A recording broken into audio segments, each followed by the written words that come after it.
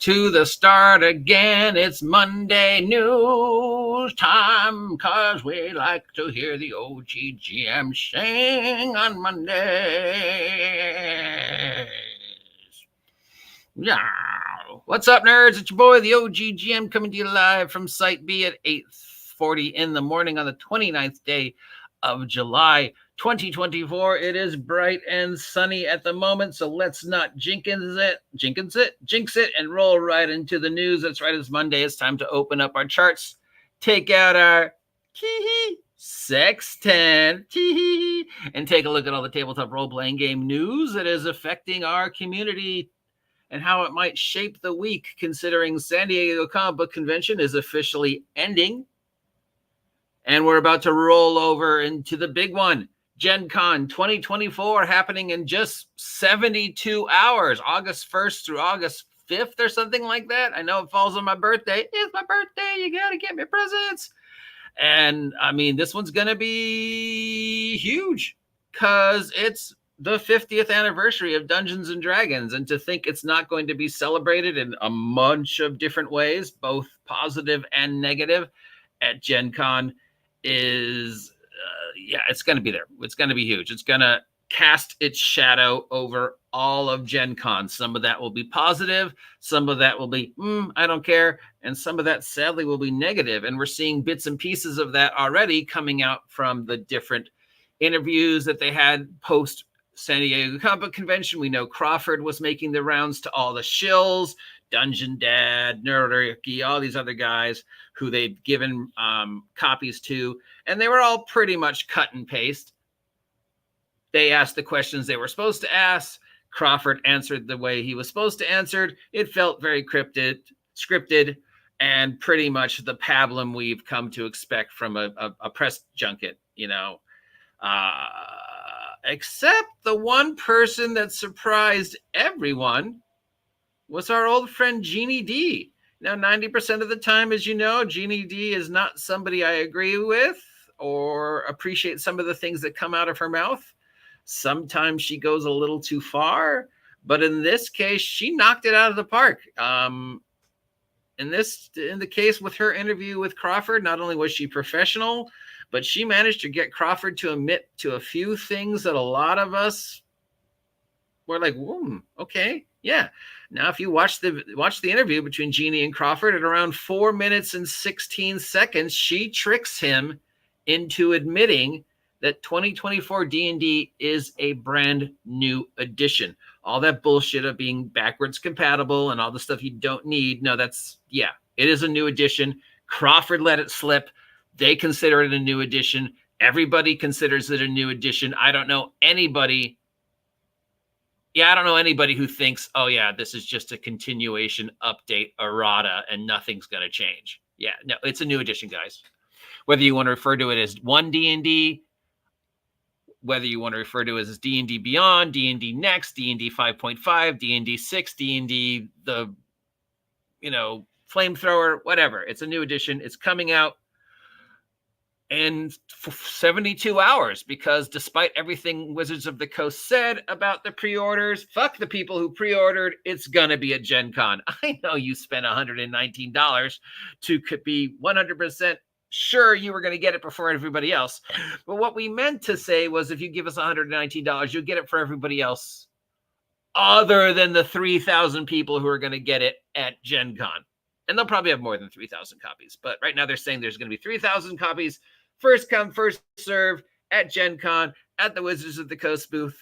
Now, I just want to see the faces of the people who said, but I spent $116 to be sure that I got it first. And them going, really? I don't recall us saying that. Do you have any actual proof? Because, Wizards of the Coast has the memory of a goldfish. And that is one. I mean, anybody who doubts that, all they have to do is watch the stuff that was said during the interviews at San Diego Comic Book Convention in regards to the history of D&D, Gygax fiasco, and regards to past, present, and future plans. Even when they are following the approved upon script, they seem to lack the ability to remember things not only they said previously in a different interview on the same day, but previously in the same interview, they seem to forget something they said as far back as 10, 20 seconds, where they were interviewing somebody, and 20, 30 seconds, the guy says something that completely contradicts what he said 20 seconds ago. And you're like, do you have a script? Dude, how are you messing this up so badly? Do you not remember what you just said? So we had the Crawford thing. We also had the guys who, history of D&D guys were at San Diego Comic Book Convention spewing out the continuing alternate history of Gygax that seems to fluctuate between how much they love and revere Gygax, despite the fact his name is nowhere mentioned in the new product, and how they also reveal and despise Gygax and everything that he said and did and stood for. They had no problem representing the history of D&D through the very filtered lens presented by somebody who had no reason to be writing a book about the history of D&D. In closing, there's a real history of D&D. It's called The Secrets of Blackmoor. There's also a book that Griff just put out. Just get that. Just get that. And speaking of D&D things that never seem to die and wanting to bring back old pains, did you know that the guy who made Madman is now making a D&D mystery murder show with Will Wheaton playing Gary Gygax? If that doesn't insult your sensibilities, I don't know what does. Will Wheaton playing Gary Gygax? We know what an ungrateful fuck Will Wheaton is when it comes to gaming. But of all the people on the planet to play Gygax, they pick Will Wheaton and Josh. What's his name? Josh? Something another. Josh Hammond? I don't know his name. He's the Madman guy. We'll be playing the detective, and this will be set in the early 80s, and it'll be based upon the plot of Mazes and Monsters, where they're investigating the disappearance of the guy who went into the sewers. Because that's not a pain that hasn't been revisited in short time. We need to now revisit the whole Mazes and Monsters, D&D makes you kill yourself, satanic panic bullshit.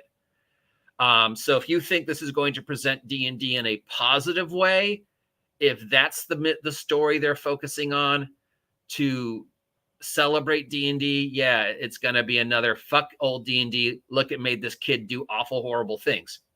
And I'm playing this detective, and Will Wheaton is playing Gygax. Now, yeah, that's San Diego Comic Book Convention. There were things at San Diego Comic Book Convention that didn't have anything to do with Marvel. Spoilers.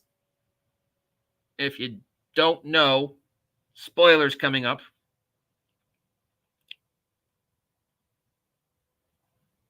Okay, so Kevin Feige came out. They had a huge, like 4-hour long talk, plus lots of little talks about Deadpool and Wolverine. Ryan and Hugh were there, about Fantastic Four. The entire cast of Fantastic Four is there. It doesn't take place in the main timeline. It takes place in the 60s, but it will affect the main timeline because of what's going on with upcoming Secret Wars. Spoilers to Secret Wars, Deadpool, Wolverine, and the various cameos of characters that appeared in Deadpool and Wolverine and how they reflect to the upcoming end of Arc 5, Arc 6, Secret Wars.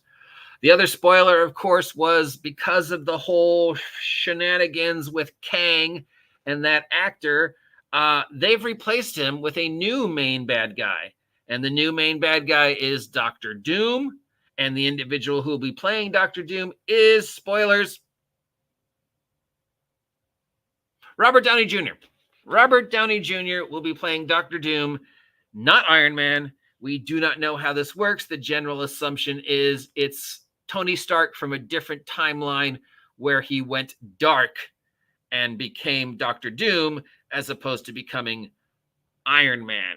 I'm not sure how you get the connection to the name Dr. Doom, but it'll have to do with his weapons or something, like you are the Doctor of Doom or whatever. Look what you've done, that kind of thing. And he'll go, oh, Dr. Doom. I kind of like that. Yeah.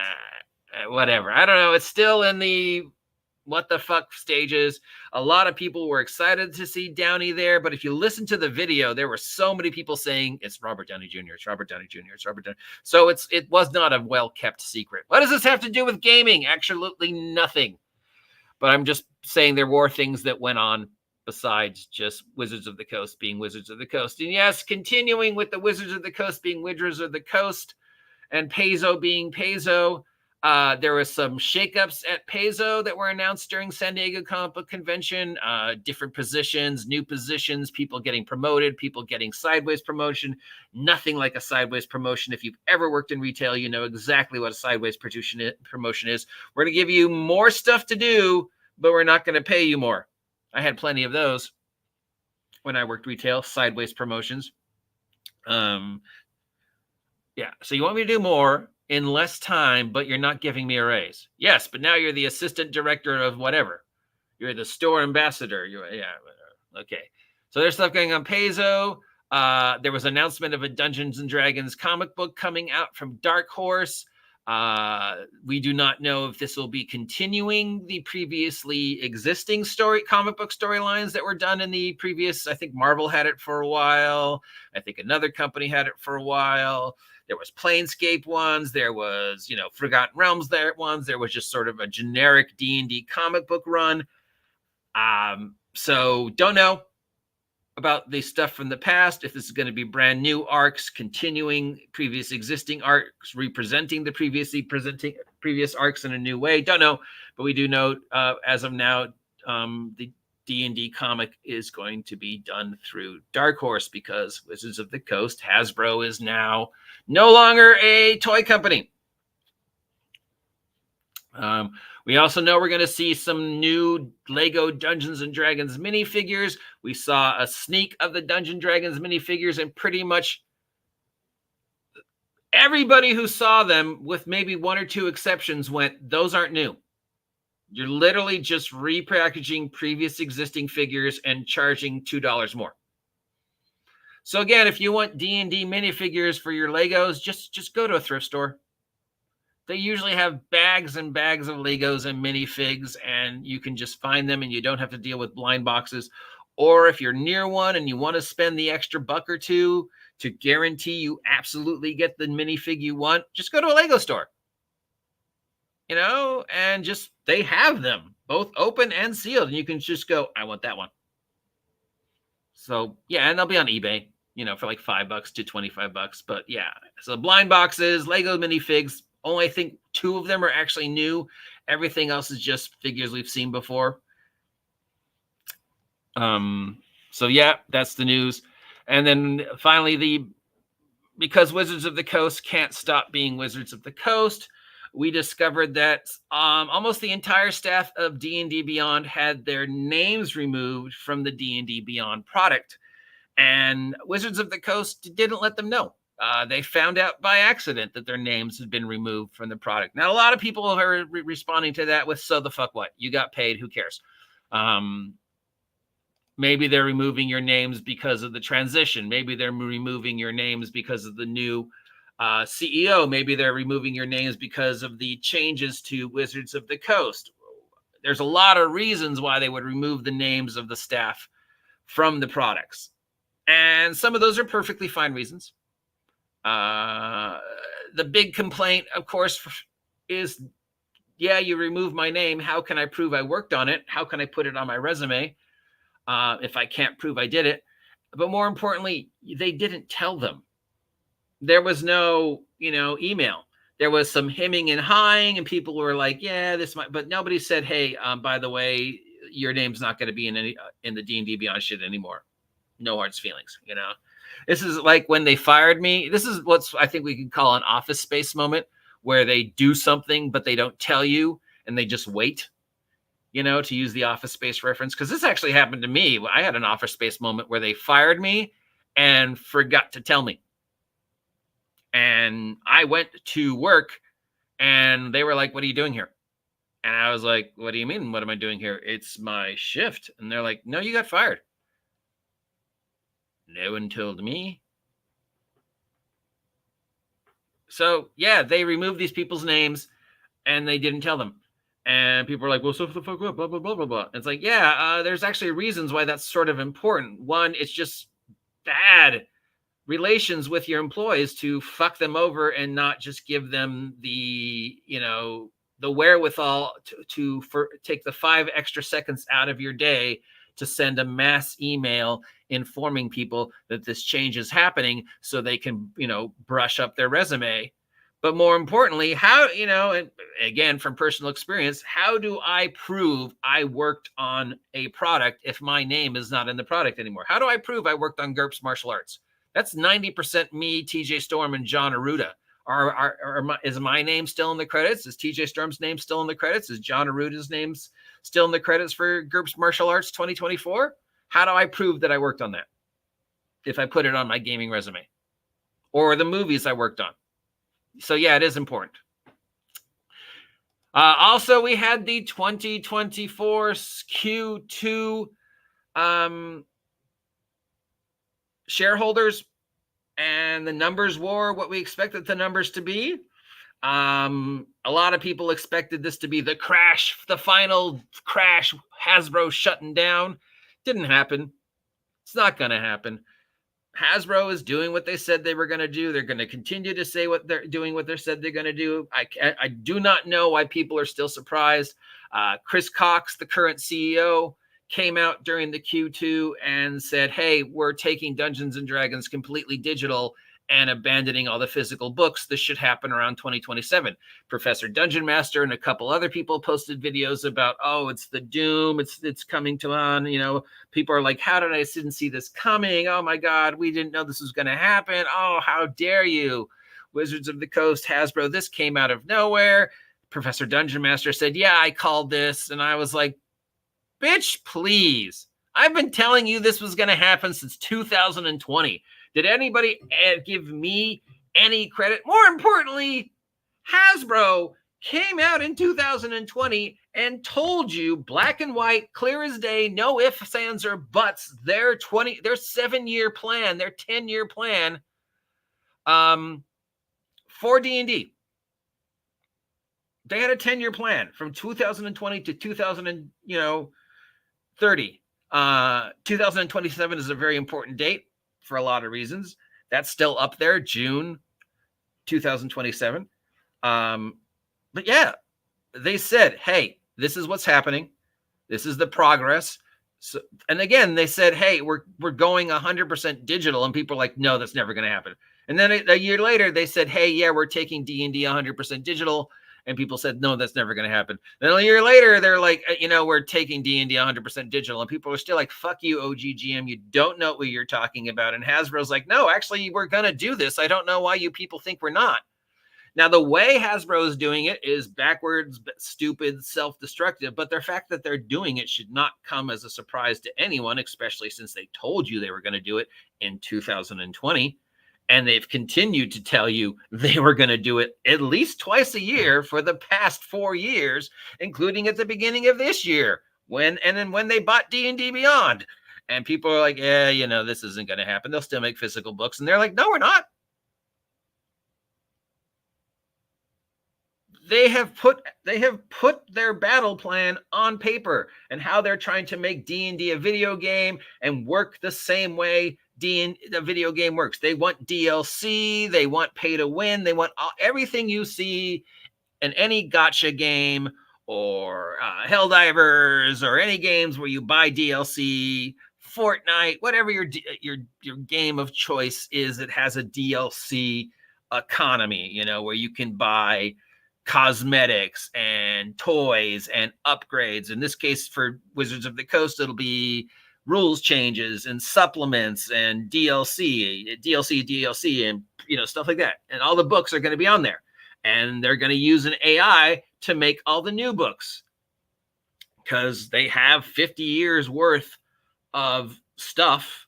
And they can have the AI go through the stuff and then vomit out a book based around this, parameters of stuff.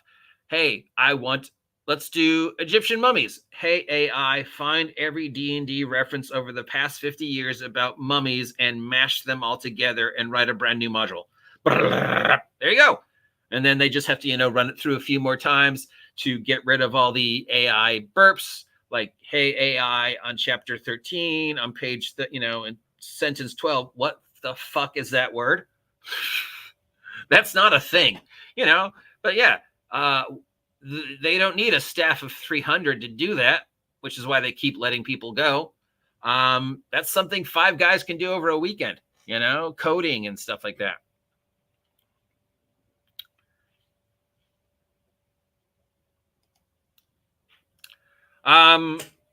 We talked about this yesterday in my interview with Ed from Shades of Vengeance Gaming and Wizards of the Coast. Very obvious plan. Oh my God, I can't believe they're doing this. Who saw this coming? Nobody told us. Fuck you. I've been telling you that for 4 years. And so is Wizards of the Coast. Wizards of the Coast has been telling you for 4 years they're going to do this. So yeah, brought this up. That will the consumers wise up and start looking at third-party stuff? Because a lot of third-party stuff is out there. A lot of third-party stuff is coming out because of the 50th. A lot of third-party stuff is looking to pick up a slot. And there's a lot of third parties out there who are thinking that because of the pablum of the future of D&D, the consumers will rise up and go en masse and go, no, fuck you. We want original, independent, actual stuff. And Ed said he doesn't think that will happen. And after I heard his reasoning, I kind of agree, because the general consumer doesn't know those other games exist. The general consumer knows McDonald's exists. Dungeons and Dragons is McDonald's. 80% of the time, the general consumers will go to Domino's if they want pizza, McDonald's if they want burgers, and 31 flavors if they want ice cream. The general consumers of gaming will look at the hobby and they'll see the walls and they'll see D&D, D&D, D&D, D&D, D&D, D&D. OGGM made a game. D&D, D&D, D&D, D&D. Call of Cthulhu. D&D, D&D, D&D, D&D. Shadow Dark. D&D, D&D, D&D. Superheroes. They won't see the, one or two of us will be the, I don't want to go to McDonald's to get a burger. I want to go to Five Guys / The Habit / Wawa Burger / that place in New York / I want to get a real burger. And I want that real $20 burger experience. But most people are going to go, I'm fine with McDonald's. So I don't know if the consumers are going to wise up. The people who are buying indie and are anti-Wizards of the Coast will remain the same people. I'll still be me. But unfortunately, 90% of the population is what we see now. And I don't know if that's drastically going to change.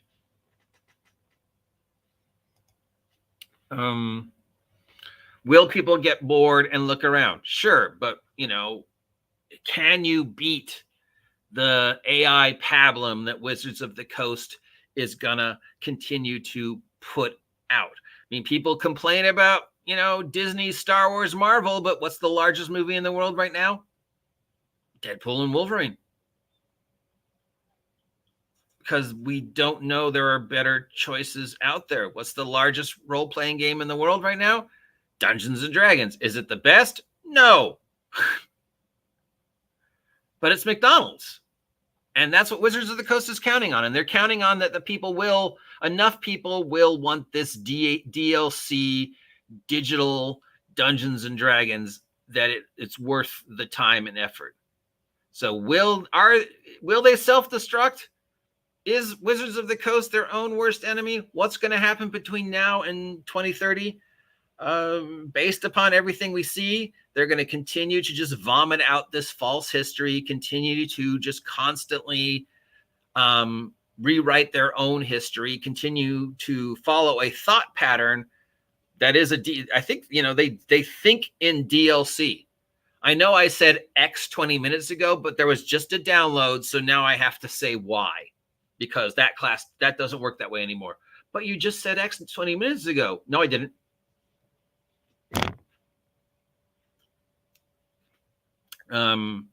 So they have the DLC mindset in regards to what they say, what they think, what they want for the future of Dungeons and Dragons. Going digital is not a dumb thing. The way they're doing it is dumb. Inevitably, everybody's going to go digital in some form. You just kind of has to, if no other reason than we're running out of trees. And it's just cheaper. It's more cost effective. And it gets the product out to a wider audience. And so, yeah, sure, it kills brick and mortar hardware store, brick and mortar bookstore, brick and mortar whatever. But it's just inevitable that that's just the way things are going to happen unless there's a drastic change in the paradigm. The only thing is Wizards of the Coast is doing it so badly.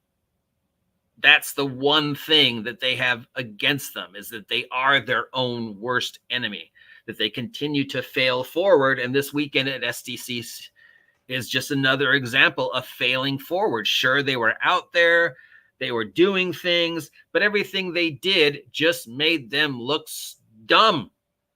And for every person that's going, yeah, there's 5 people going, what? No. What? Huh? But yeah. So will the AI digital evolution of Wizards of the Coast be their downfall? More likely, the digital evolution, I think, will lead to the non-existence of Wizards. Once Magic goes 100% digital, once D&D goes 80% digital, I mean, they're not going to stop making books completely. There will be the super expensive, Beatles and Grimm, deluxe, faux leather, gold embossed, each page made from trees only harvested at midnight under a full moon in a, ancient rainforest, and then lovingly put together by, virginal schoolgirls or whatever it is. And then they'll present it to you. Here, for $100, you can get this new player's handbook. Look at it. It's a work of art. I mean, I wouldn't recommend even touching it, but those physical books will still be made. But, the Barnes and Noble physical books, yeah, those are going to go away.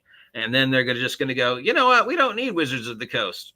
You guys have been nothing but a PR disaster. What do you do that we can't do without you? Nothing. Yeah. Yeah. So I think we are seeing the beginning of the heat death of Wizards of the Coast as we know it. We're definitely seeing the transformation of Dungeons and Dragons as we know it into something new. Unfortunately, right now, it doesn't look like it's going to be a good something, but it's going to be something. And I think we're seeing that, yes, there will be a large separate counterculture of people who, like myself, are just like, I'm done. No, there are way better games, but it's an uphill battle against the media that is Hasbro. But Hasbro has said, just to add a little bit of hope to the end of this, Hasbro has said that they are no longer a toy company. They are an IP company. Hasbro has said they are no longer a toy company. They're a digital gaming company. Hasbro has said that there's more money for them in giving out the IPs than there is for making stuff, which is why they passed Power Rangers off to another company. Hasbro could, in some timeline, realize that they would make more money by having somebody else do D&D than they would by continuing to D&D themselves. So there's still a small hope that Wizards of the Coast will cease to exist between now and 2030, and a small hope that, based upon the words of Hasbro's CEO, at some point in time, they may realize D&D is not making them money as is. So let's sell off the IP the same way we sold off Power Rangers. Now, that could happen in 2027. That could happen in 2030. That could happen 100 years from now. There's no way to predict from moment to moment what Wizards of the Coast has planned. I wish there was other gaming news besides D&D, but thankfully, most of the other gaming companies managed to avoid the press and just focus on what's important, making content. So I, for one, am very excited to see what comes out of Gen Con in 72 hours. Another thing to consider, 5e people, is as of the 24th, when those physical copies of the Player's Handbook become available at Gen Con, the 5.0 SRD ceases to exist. The new SRD will be official with the Player's Handbook. When that very first Player Handbook hits the table, the 10-year history of 5.0 ends. Anything going forward is going to have to deal with whatever the new SRD Creative Commons says. So how every week I list off all those 5e products that are available on Drive-Thru and DM's Guild. As of Wednesday, those might cease to exist. All D&D official third-party product might suddenly be looking at this inevitable, remember what we said we were going to do last year? Well, we did it.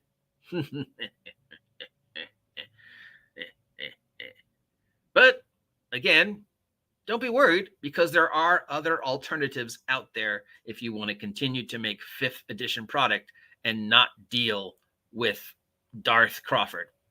There is a rebellion. There are people out there, more and more of us every day, who are going, don't eat at McDonald's. This place is better. Don't play D&D. This game's better. I can't predict the future. I know what I would like to see. I know what Aaron would like to see with all these comments that he's making. Yeah. But I don't know, guys. It's Gen Con this year is gonna be weird, frightening, wonderful, paradigm changing, or it won't, or it'll just come and go and people will be forgetting about it and nothing will happen, which is also weird, wonderful, amazing, and frightening. Either way, 50th anniversary. Thank you, Gary Gygax. Thank you, Dave Arnson. Thank you for each and every person that came before us, whose shoulders we humbly stand on to reach the point of where in the gaming hobby we are. I would not exist if not for the hundreds and hundreds of people that came before me and helped me reach this position. I know Wizards of the Coast wants to slash and burn that history and rewrite it, but I assure you, ladies and gentlemen, boys and girls, we are alive. We are well. Call us whatever you want. But yeah, we're grateful for Gygax and Dave and Jeff D and all these other guys. Thank you for making this wonderful thing. We'll be back next time with something slightly more cheerful, I hope. Till then, like, share, subscribe. I don't think I'm going to reach 2,000 by my birthday, guys, but you never know. It could still happen. Subscribe. Subscribe.